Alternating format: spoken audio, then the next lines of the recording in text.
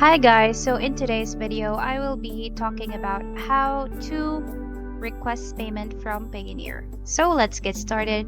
First off, we need to sign into our Payoneer account. Once we've logged in, we can see our homepage in here.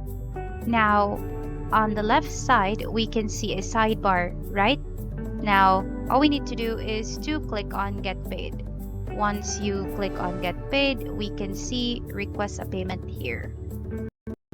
Right, so let's click on that one, and then if you do have like payers already, so you can click on them directly, but if it's a new payer, you can click on this button, Add New Player.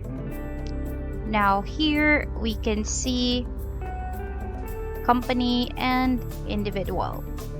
So if your client is from a company, then enter the details in here and the payment details.